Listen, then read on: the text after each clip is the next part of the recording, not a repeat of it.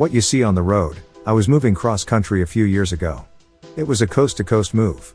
Most of my belongings had been packed up and were on a truck being delivered to my new residence in California, but I was left driving by myself across the mountains and desert plains. I didn't really have any reservations about traveling alone. I am not saying I was cocky, but rarely had anyone ever messed with me, so I saw no harm in traveling by myself. Plus, who was going to drive with me? My friends all had jobs and responsibilities. By the third day on the road, I was growing weary of the 11-hour drives. I was in an area that was practically nothing but desert. I had no idea where I would stop for the night and was simply hoping to get through the Arizona desert and into California before I was absolutely exhausted and needed to pull over. I stopped at a gas station because a sign warned me it was the last station for 70 miles. I filled up and went inside, where a clerk was still working. I asked if they had any coffee. He told me he was out, but he'd make me a fresh cup if I had a few minutes to kill. I walked over the small selection of magazines and flipped through a few. A guy came inside and shopped for a minute. He wandered over to me and asked for a ride. Do you think I can catch a ride? I'm heading to California to see my mother. Car broke down. I've got money. He told me. Nervously, I shrugged. Sorry. I can't help you. Can't or won't? Come on. I'm begging you. I've made it here and you're the only vehicle around. Please, he asked. I shook my head no and said, I'm sorry, I can't help you. Are you traveling alone? You are, right? I saw your tags. They're East Coast plates. You're far from home and in a strange place. You should let me come with you. I can protect you from the crazies. He told me. The guy behind the counter eyed the man. The hitchhiker was wearing dark clothes, but they had dirt and dust on the pants. His boots were dirty. He had dark hair that was kind of greasy and his teeth were incredibly yellow. Honestly, just looking at the guy made me feel uneasy. You buying something? If not, then you need to get out of my store, the clerk told him sternly. Fine, the guy said. He left the store pretty abruptly. Another guy came in and paid for some gas. I saw the hitcher out in the parking lot, make his way over to the pumps and talk that guy into giving him a ride. I watched through the store window as the hitcher climbed in the back seat. It appeared there was another person in the car. Maybe a woman. The hair looked longer. I saw a white sleeve. I was glad because I didn't want to exit the station this late and know the creepy hitcher was lurking somewhere out in the shadows.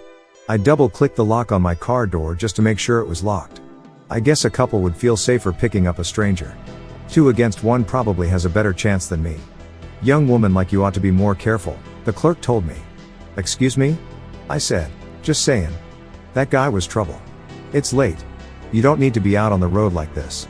Ain't no pull-offs or motels for miles. Your best bet would be to turn around and go back up the highway a bit. There's a motel about 9 miles up the road.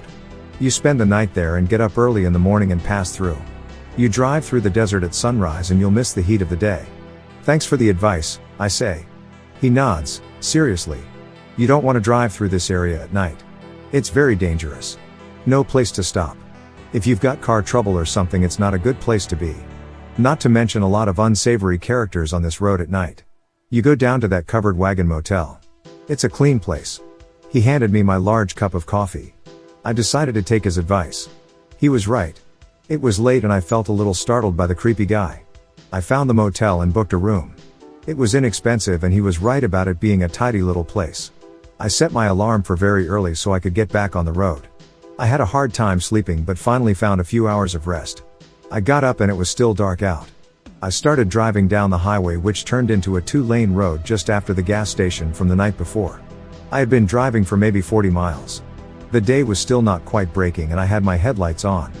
Then I saw something ahead in the road. I quickly started to brake when I noticed something in the road. It was dark but I could see items strewn across the road. I slowed down as I approached. A suitcase. A garbage bag. A few items like papers were blowing around. And then I saw the bodies. A woman was lying on her stomach just off the side of the road. Her leg was in the eastbound lane. The man was propped up on the other side but kind of slumped over. The man's shirt looked bloody but I could only really see the top of his head. Dark hair, slightly bald spot. I could see blood on his shirt and the woman looked like she had some kind of wound on her back. She was wearing white and I saw a big, red stain on the shirt.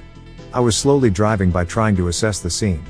My first instinct was to stop and offer assistance but soon realized these people were dead. I tried my cell phone but nothing. It flashed no service across the top of the screen. I had stopped for a minute and then saw headlights from out of nowhere. There was barely a pull-off area on either shoulder, but a car must have been sitting in the dark with the lights off on the shoulder. The headlights flicked on and then off at me. It was almost like a message. The driver did it again. I didn't know what to do but knew I needed to go. I punched the gas and left the bodies on the side of the road. I drove quickly by the parked car, which I realized was positioned at a place so the driver could see the bodies. When I zipped by the car, the driver pressed down on the car horn at me. I could hear it as I got farther away and down the road. I needed to create as much distance between me and those bodies and that car as possible. My mind was racing. Was that person the killer? What happened to those people's vehicle? That was not the kind of place where you hitchhiked in the middle of the night. I drove on this windy 2-lane road for a long time before passing any other vehicles. I was probably in the car 2 hours before I found a place to pull over. It was a small diner and gas station. I ran in and told the girl behind the counter that I needed to use the phone. I reported the incident to a dispatcher who said she would send a state car out to the scene. She asked me to wait at that station for a law enforcement officer to take a report. It was between 2 states. I waited for over an hour and one never showed up.